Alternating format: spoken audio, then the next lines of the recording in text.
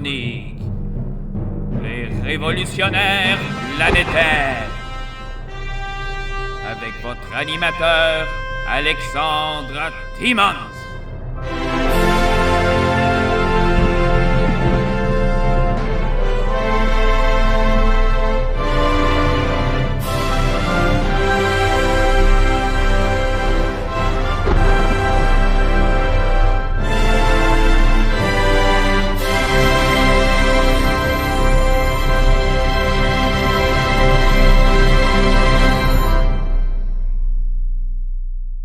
Dans différentes cités romaines, comme la cité de Mycène, on retrouvait de nombreux trésors, des bijoux en Baltique, de l'or, des sculptures, des pièces d'argent, des pièces d'or.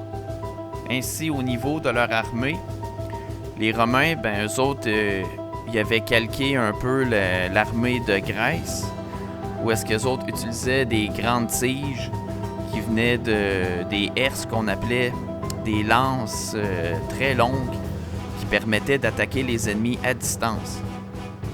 Puis, ainsi, les soldats, eux autres, ça évitait aussi qu'ils se fassent rentrer dedans directement, comme dans les anciennes batailles.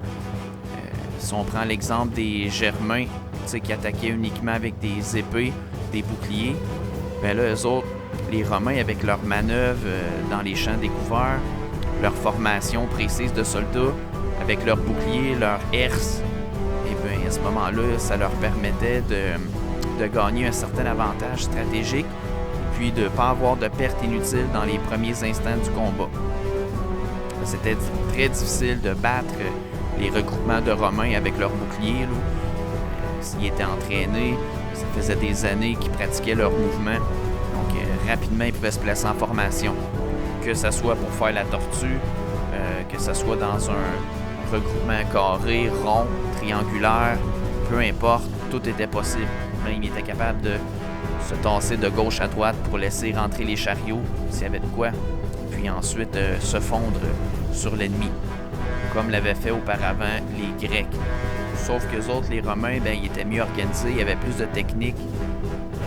Chaque plat était préparé à l'avance pour tous les soldats, chaque ration était distribuée la journée même, où chaque soldat avait son petit sac là, avec lui. Les armements étaient très bien calculés. Les durées que ça prenait pour se rendre d'un endroit à l'autre. On est vraiment avec l'ébauche des premières armées modernes, puisque tout est planifié à l'avance, qu'il faut avoir le moins de surprises possible. Les Romains, eux autres, ils avaient compris ça. Au niveau de leurs troupes, c'est ça, les autres, ils ont voulu tout uniformiser la tenue des troupes. Parce qu'auparavant, quand les différentes peuplades se battaient, il n'y avait pas les mêmes vêtements.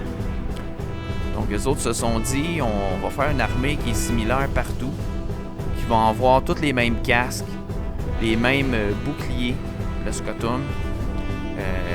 Les soldats avaient des cottes de mailles ou des plaques de fer pour se protéger des coups des ennemis. Ou est-ce que tout le monde avait à peu près les mêmes javelots ou sinon des glaives. Puis ils marchaient sur ce qu'on pourrait comparer aujourd'hui avec des sandales, avec des lanières de cuivre là, autour pour bien les tenir après la cheville. Dans les groupes, on parlait d'une unité qui s'appelait la centurie, qui comprenait 100 hommes, qui fonctionnait par groupe de 2.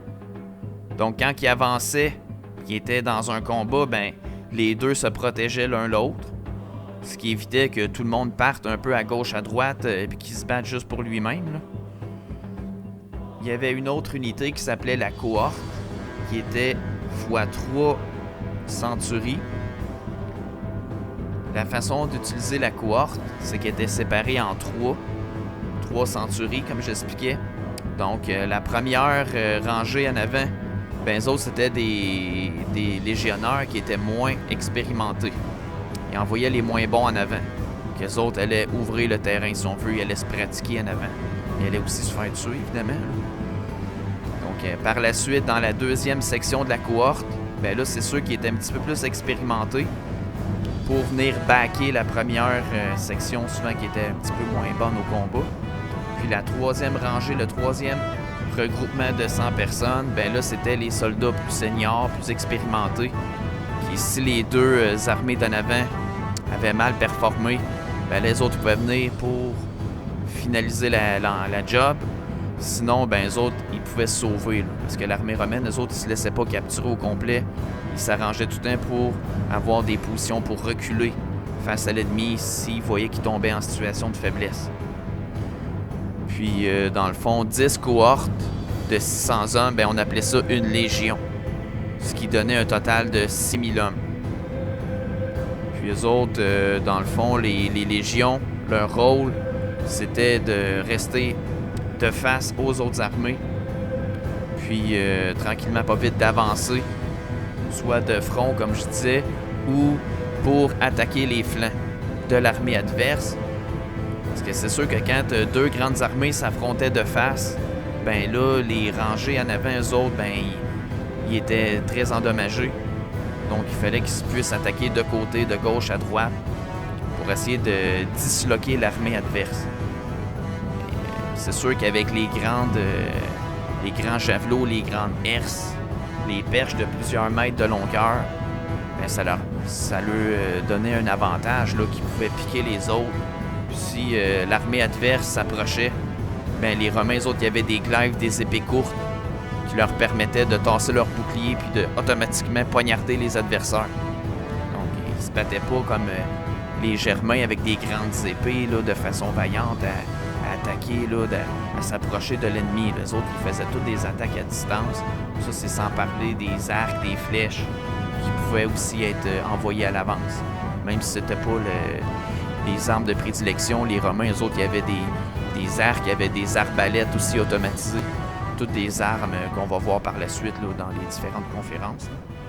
Puis il faisait aussi beaucoup l'utilisation des cavaleries, pareil comme les Grecs, où est-ce que les cavaleries, eux autres, ben, c'est l'équivalent des tanks modernes, que quand la cavalerie fonçait, ben là, s'ils étaient bien entraînés, les autres, ils écrasaient tous les soldats en avant.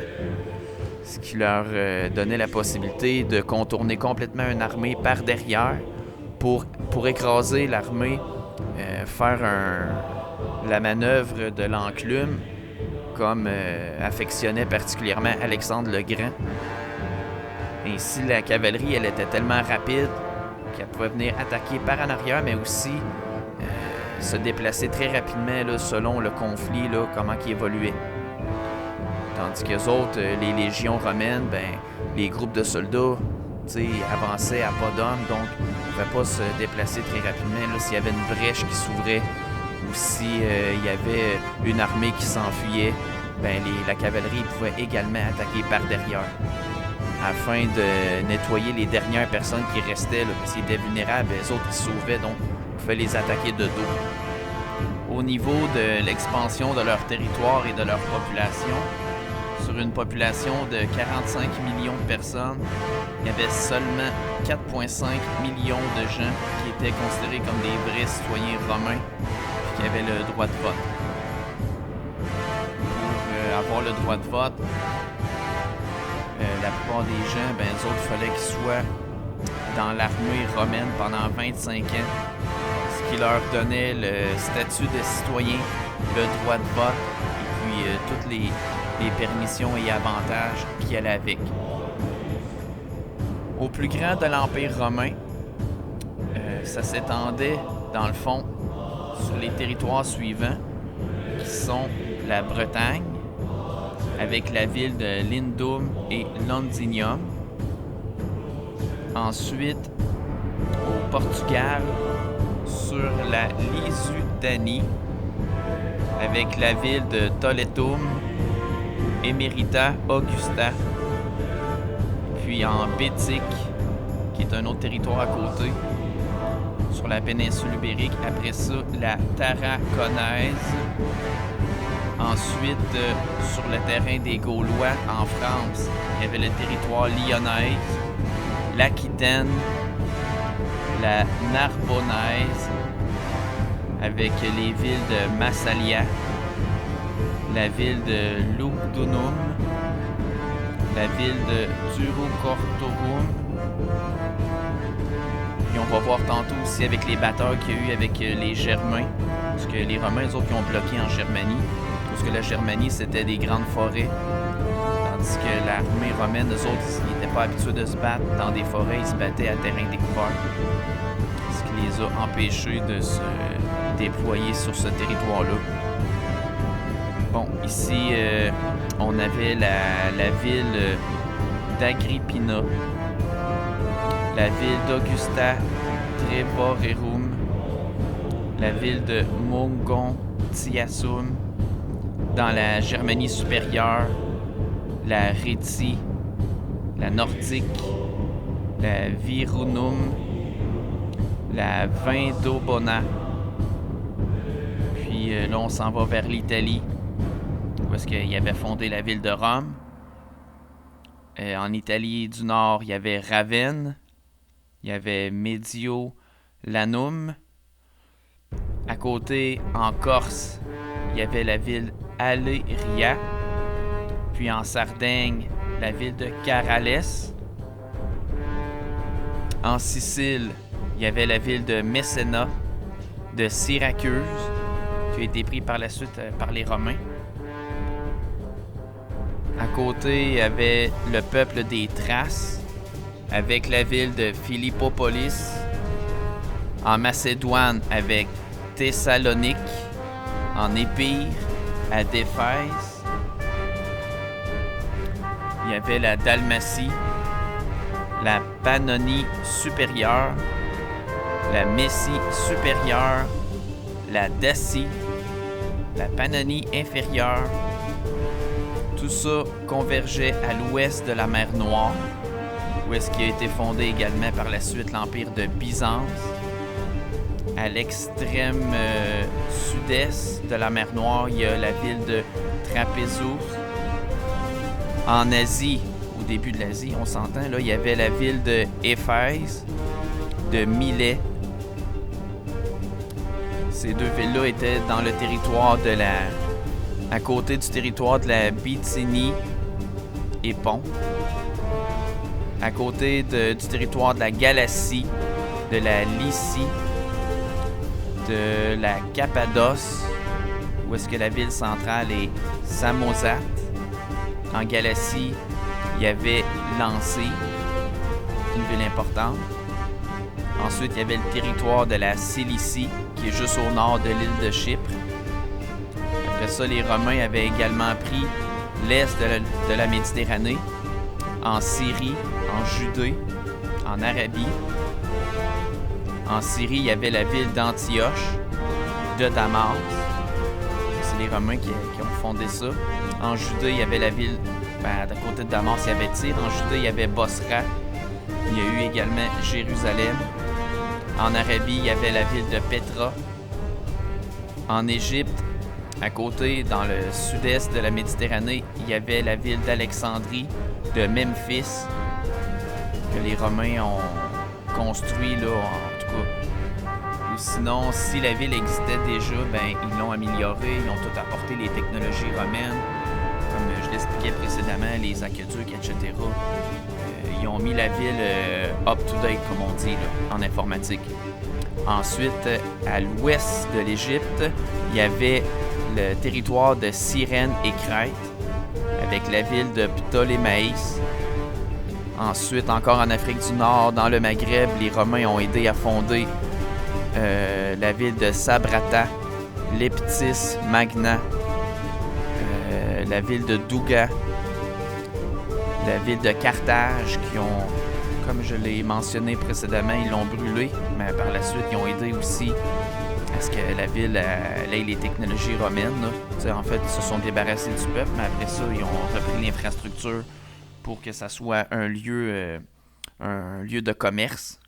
Les Romains, avec ça, voulaient le contrôle total de la Méditerranée, dans le but de ne pas rencontrer d'autres empires importants qui auraient pu les supplanter à une époque ou une autre.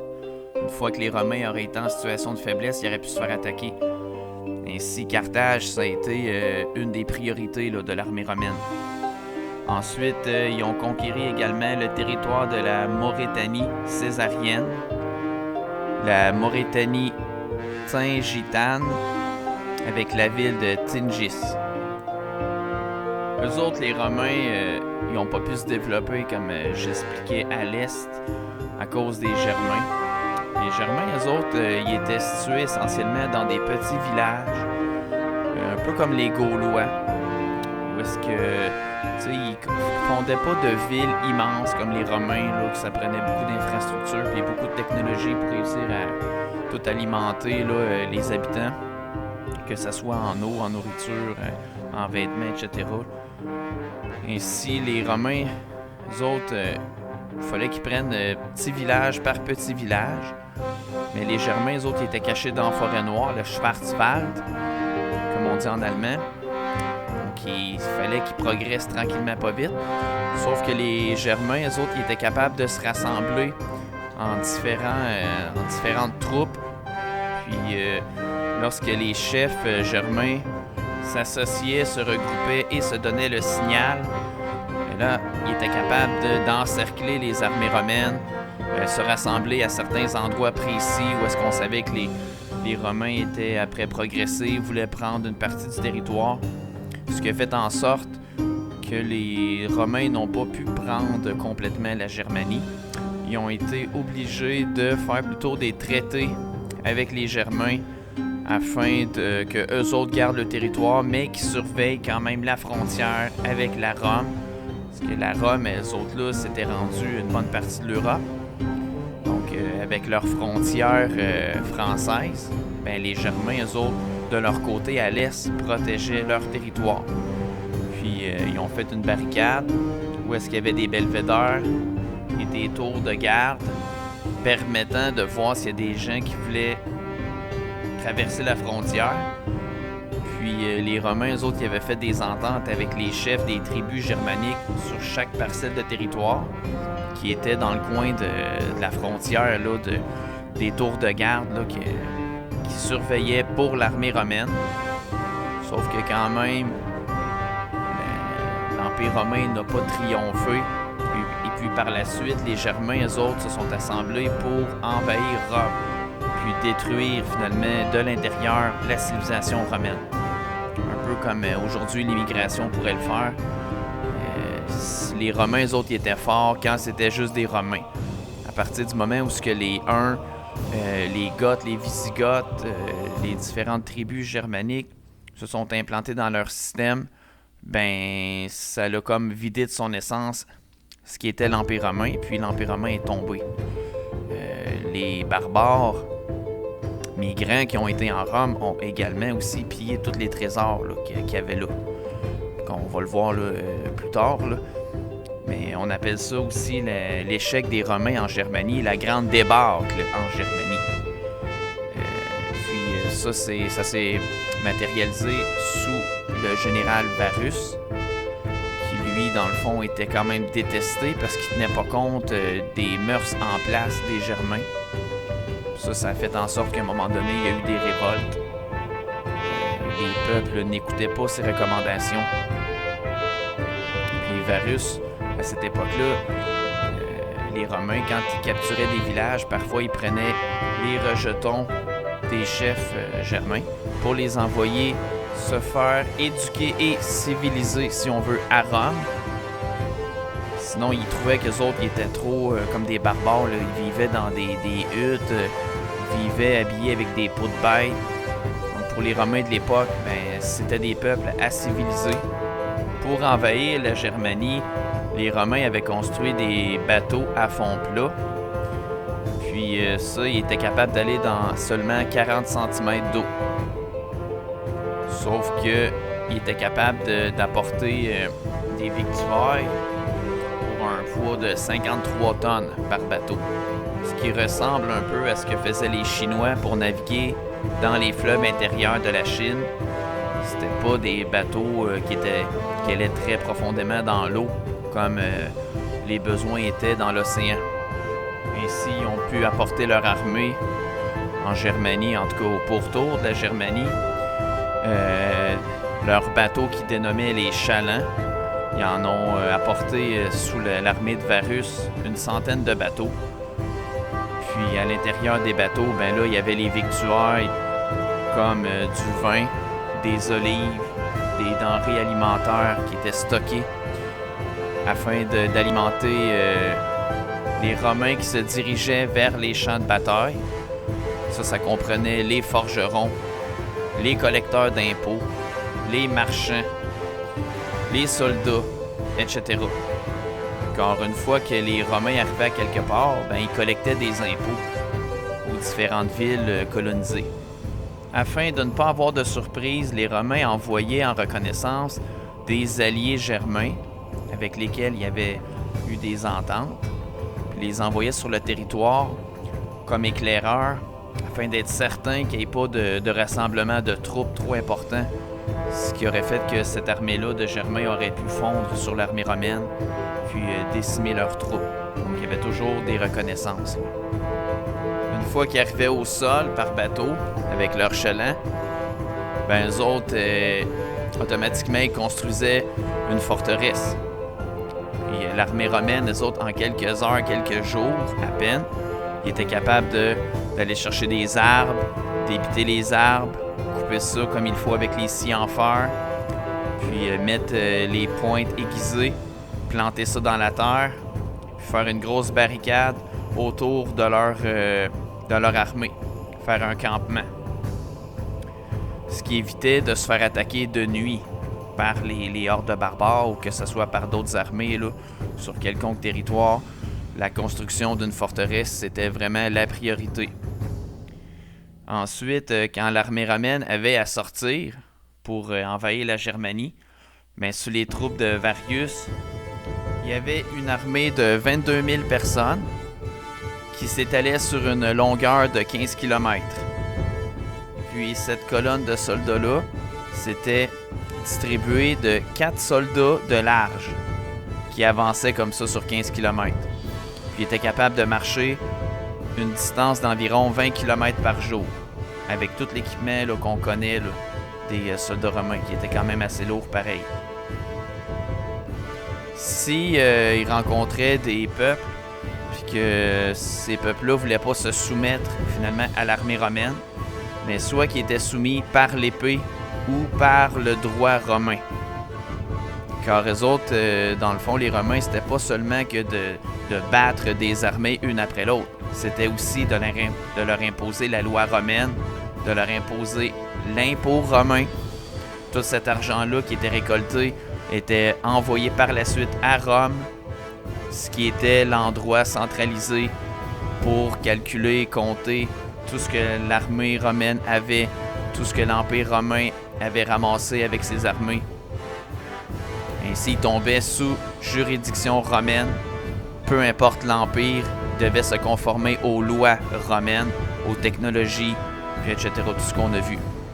Même s'il y avait des petits foyers de résistance à gauche, à droite, dans certaines villes, il fallait qu'ils obtempèrent. Sinon, l'armée romaine continuait sa marche en parallèle. Sauf qu'en même temps, ça faisait un siège d'une ville. Après, plus que ça prenait de temps, plus que l'armée romaine était très sauvage avec ceux qui avaient résisté pendant des semaines, des mois, là, parfois. Là. Qu'un siège, ça pouvait durer. Là. Les autres, ils assiégeaient la petite ville, la tribu, quoi que ce soit, s'ils étaient barricadés. Comme on voit dans Astérix et Obélix, les Romains, eux autres, ils encerclaient la ville avec leurs catapultes. Là, ils envoyaient que ce soit des pierres ou des boules de feu ou des animaux infectés pour que la ville se rende le plus rapidement possible. Mais là, on parle plus de villages germains, mais quand même, il y en a certains qui ont résisté, comme on voit là. Astérix, eux autres, là, ils réussissent à protéger leur forteresse des Romains, parce qu'il n'y a pratiquement rien qui résistait aux Romains, même quand ils ont envahi les pays à l'est de la Méditerranée, là, en Judée, etc. Très peu de peuples étaient capables de résister quelques mois, là. Puis sinon, c'est ça, une fois que l'armée romaine prenait la ville, là, ils tuaient tout le monde. Ou sinon, ils les mettaient en esclavage. Puis en encerclant la ville, ce qui faisait un peu comme aujourd'hui, quand les armées font des sièges, ils essayaient de bloquer tous les approvisionnements qui auraient pu être apportés par l'extérieur, comme par exemple l'eau, les armes, la nourriture, le blé, etc., les vêtements. Les Romains, eux autres, bloquaient tout ça. Mais les armées de Varus, dans leur grande marche, ils ont essayé de convertir les Germains en ordonnant des mesures comme de réprimer les soulèvements populaires, de punir les insurgés et puis finalement de mettre le feu au village. Sauf que ça l'a pas plu à Arminius, qui lui, même s'il avait été élevé chez les Romains, a voulu refusionner tous les peuples germains, puis essayer de les réunir contre les Romains. Ça, c'est vers l'an 9 après Jésus-Christ. Ainsi, Arminius aurait fait ça pour acquérir un certain prestige. Alors, quand les Romains sont retournés, après avoir imposé leur domination, avoir mis le feu partout, avoir essayé d'imposer au peuple germanique leurs lois, quand ils se sont en revenus avec leur colonne de soldats qui étaient très vulnérables, ben là, les troupes d'Arminius ont fondu sur les Romains dans les forêts Schwarzwald, car c'est ça, c'était facile pour eux autres d'attaquer le début de la colonne de soldats et puis la fin de la colonne de soldats. Puis comme il y avait juste 4 soldats de largeur, ben il n'y avait pas une grosse capacité de résistance. C'était pas comme dans les champs ouverts où est-ce que là, il pouvait y avoir des légions complètes qui attaquent d'un coup. Dans les forêts denses allemandes, ça empêchait les mouvements de troupes rapides et puis les capacités de fuite par l'arrière, ce qui est impossible. Et ça, même s'il y avait eu une tentative de soumission des tribus germaniques, à la jonction du Danube, il y a eu une résurgence. Et ça, de peuples qui, en général, contenaient seulement des tribus avec 25 maisons là, par petite forteresse. Une fois qu'ils se sont rassemblés par milliers, ben, ils ont réussi à causer des dommages impressionnants à l'armée romaine. Eux autres, dans le Schwarzwald, c'était des forêts, des marécages, qui étaient très craints des voyageurs qui avaient peur de se perdre là-bas, dans les forêts d'hêtres et de chênes. Mais à cet endroit-là, même si c'était très marécageux, etc., et c'était difficile d'accès, les Romains ont réussi à fonder la ville de Xanten, de Köln, Cologne, de Koblenz, du Mainz, d'Augsbourg, toutes des villes qui existent encore aujourd'hui. Et ils essayaient d'avancer dans la Germanie pour convertir les peuples Friesen, les Schauken, les Langobarden, les Remonen, les Hermunduren, les Scheinen, les Bruchterer. Les Germains habitaient dans des villages de 25 maisons longues en moyenne. Puis là, à un moment donné, à cause des troupes vers l'an 400, les troupes d'Attila le 1, ben, les Hérules, les Goths, les Huns, ces peuples germaniques-là, il a fallu qu'ils convergent vers l'ouest, puis ils ont débordé vers l'Empire romain. Et à cette époque-là, ben, malheureusement, c'était un empereur qui avait 12 ans, qui s'appelait Romulus Augustule. Vu son âge, il n'était pas très puissant. Donc les barbares en ont profité pour envahir la ville de Rome.